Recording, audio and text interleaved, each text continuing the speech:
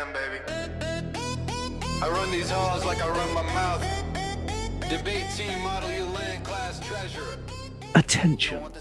Here we are on YouTube, the most watched video platform in the world, bigger than Netflix now. Because who needs high quality television drama when we have 24-hour live streamed gossip? And in this social media war of all against all for your attention, you clicked this video. You could have clicked on who's trending on lefty YouTube these days. Hassan Arbi destroying Asmongold. You could have clicked on Emma Vigilant looking winsome and her Majority Report. You could have clicked on Jon Stewart, now that he doesn't have a real show anymore. But instead you clicked on this chap, who has been getting a lot of attention recently. It's like somebody kicked over a rock under the White House and this thing crawled out and the entire internet started shrieking, "What the fuck is that?" Because nothing grabs attention like a new monstrosity. This one's official title is Senior Advisor for Policy. Policy.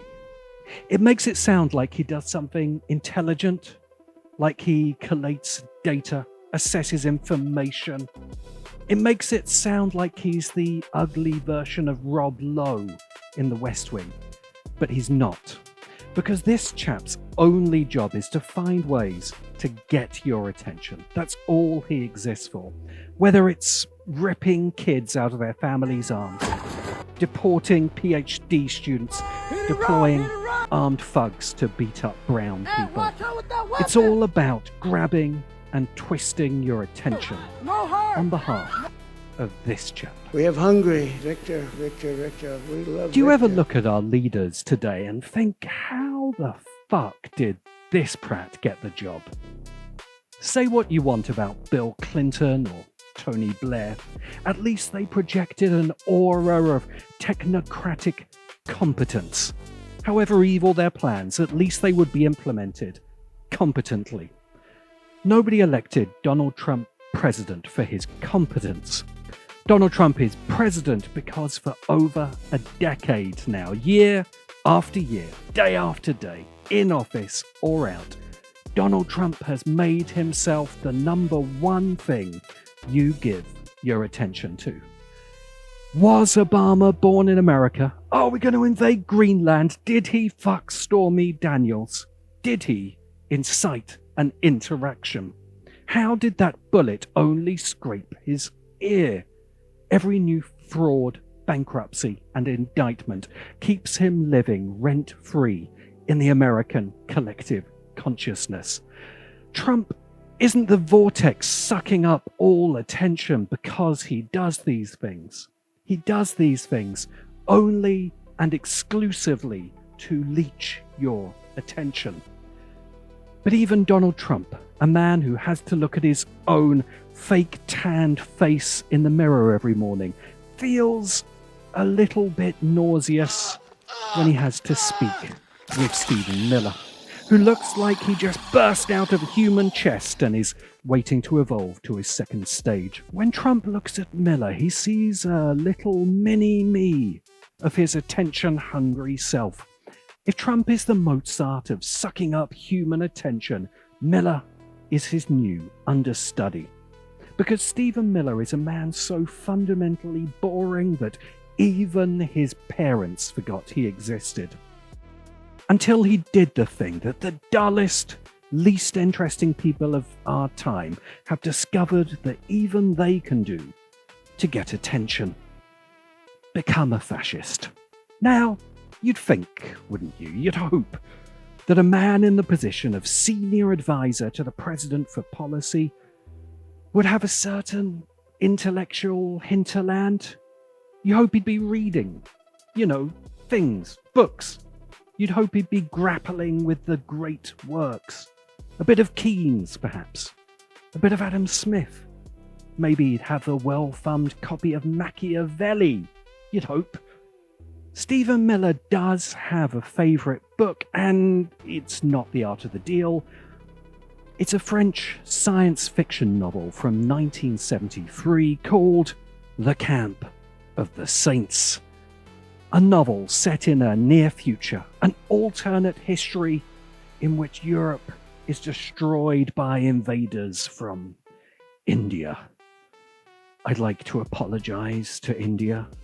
We know this because in leaked emails from 2015, the Stephen Miller, unprompted, suggested the Pope should read this book. You have to really love a book to recommend it to God's representative on Earth. Now think about this. In 2015, Stephen Miller was only 30. So to love a book that much, he probably read it in those influential teenage years. So when any normal millennial teenager was watching Buffy the Vampire Slayer and becoming hopelessly addicted to slow-loading internet pornography, Stephen Miller was reading science fiction. That fucking sicko. But not just any science fiction. Far-right, racist science fiction. Science fiction that the Southern Poverty Law Center, who look into these sorts of things, described as being widely revered by American white supremacists and a favourite among neo-Nazis. So, not exactly infinite jest, is it? And the plot. The plot of the book the policy advisor to the President of the United States likes is this. Are you ready? 1 million impoverished people from India get on 100 rusty boats and they sail to France. As a science fiction nerd, I have to point out that if you have 100 even rusty deep-sea ocean-going vessels, you already have the financial resources to enrich all of the 1 million people on those boats. So there goes any internally consistent logic, and the entire West collapses. Not because of an army, not because of weapons, but because of compassion. Yes, the central argument of the book, the big idea, is that caring about other people is a civilizational weakness. That humanitarianism is a suicide pact.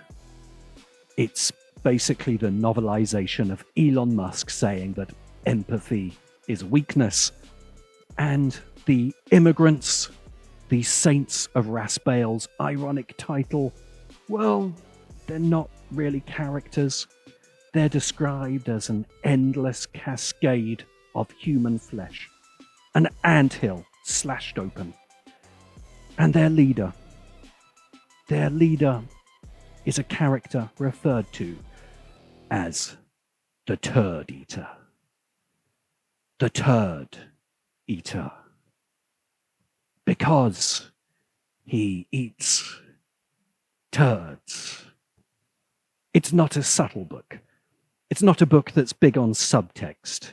The villain is a man who eats feces, but the book's title does have a double meaning, because it is heavily implied by Raspail that the true saints are the ones who are prepared to, wait for this, wait for it, defend civilization and kill the immigrants. And this is the book that informs the worldview of the man shaping American immigration policy. Yeah. It's Stevie and M. I run these halls like I run my mouth. Debate team, model UN. Class treasure. You don't want this kind of privilege. Yeah. Pull up to the pep rally, khakis pressed clean, mom packed sushi in my lunch. I'm living the dream, talking about rebellion while I polish my shoes. Only fight I ever won was on Fox News. They call me suburban menace, ideological chemist. Spitting Ayn Rand quotes like poetic vengeance. Teacher tried to film me, said my tone was cruel, but I filibustered lunchtime and rewrote the school rules. I'm straight out of Santa Monica, fear my GD. Talk trash on Twitter, then I pray all day. You can keep your street cred, I got print cred. Gangsta debate, all logical. So, let's be fair. Genre Spile, the author of Camp of the Saints, isn't some weirdo self-publishing on Kindle. Up until his death in 2020, Respile was a highly regarded man of letters in France and beyond, even winning a Grand Prix de Roma from the Académie Française. I mean, a racist Frenchman. What a shock. Respire was a traditional conservative Catholic who imagined in his novels the fall of liberal society and the return of natural hierarchy, including the crowning of a new French king in his 1990 novel, Sire. The Camp of the Saints has been translated into multiple languages of nations with considerable fascist populations and sold around 500,000 copies.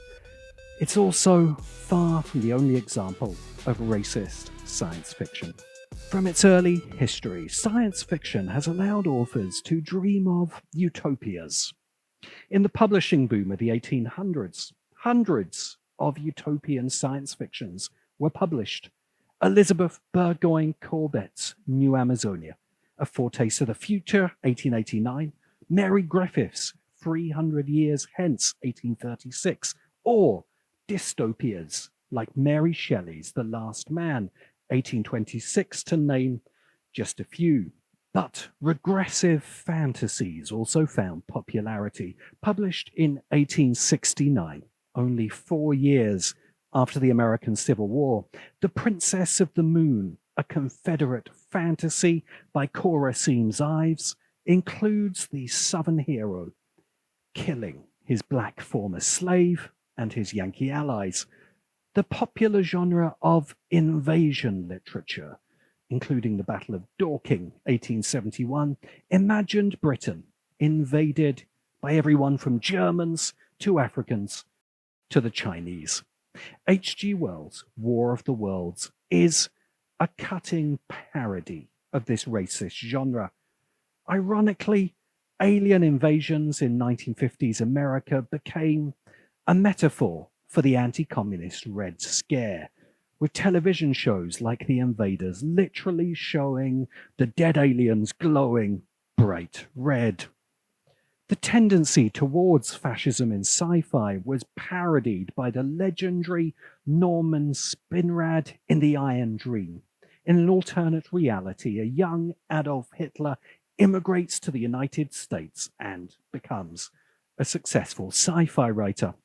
For a deeper dive into the stinking waters of far-right sci-fi, you can read Jordan S. Carroll's Hugo Award-winning Speculative Whiteness, which has much more to say about fascist sci-fi screeds like Francis Palmer-Yuki's Imperium and the infamous Turner Diaries.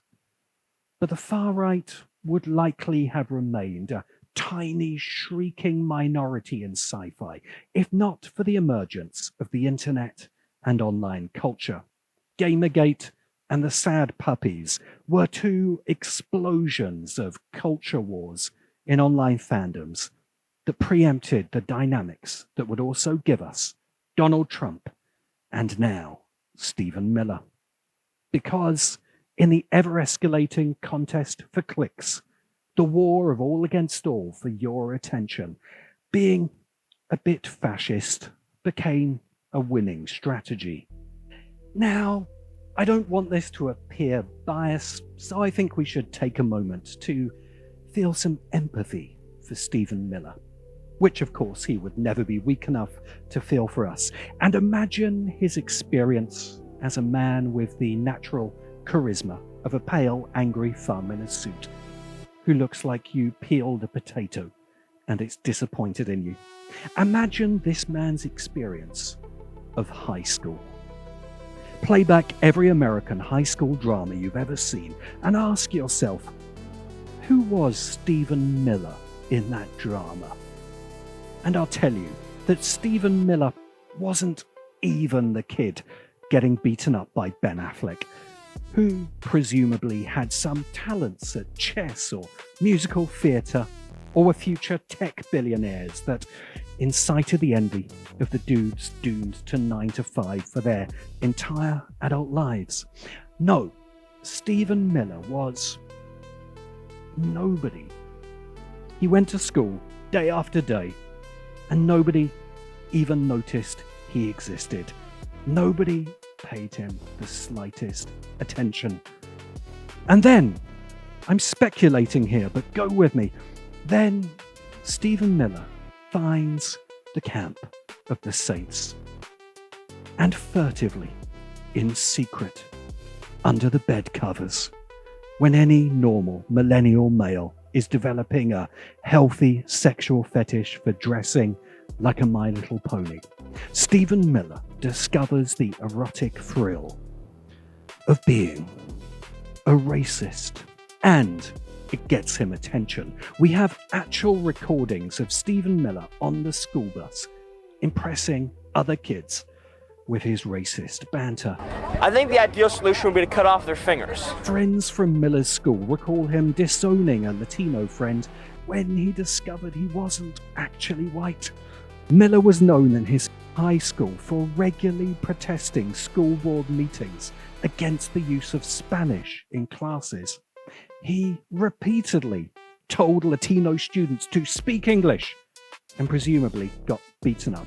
Miller escapes being nobody by becoming a racist, a strategy that will take him all the way to the White House. And he's not the only one. Nick Fuentes, Laura Loomer, J.D. Vance, Richard Spencer, Candace Owens, Tucker Carlson. Nobody's all, except they managed to ride the coattails of racism and fascism to online fame and now political influence. And these people have only one job: to suck up your attention using any narrative, however fascist, racist, depraved, delusional, or dishonest, so you don't have any attention left to give to what's really happening. Once you know that Camp of the Saints inspires US policy on immigrants, it's like a Rosetta Stone for the whole rotten enterprise. The zero tolerance policy that rips children from their parents. That's not policy. That's a chapter. That's Miller acting out the bit in the book where you have to reject your own compassion to survive. Miller called it a simple decision. Of course it was simple. He'd already read the book. He already knew how it was supposed to end. The rhetoric about an invasion of migrants, that's just the plot summary. The fear of demographic replacement, that's the book's central theme. And the masked, armed thugs with assault rifles, they look just like the saints who killed the immigrants, or the protesters, or the leftist dissidents. Stephen Miller isn't a policy advisor, he's a book reviewer. A very enthusiastic, very influential book reviewer who's managed to get his favourite racist fantasy novel turned into state policy. And you watch it on the news, you hear the words policy, border security, zero tolerance, and you think it's politics. But it's not politics. It's fan fiction.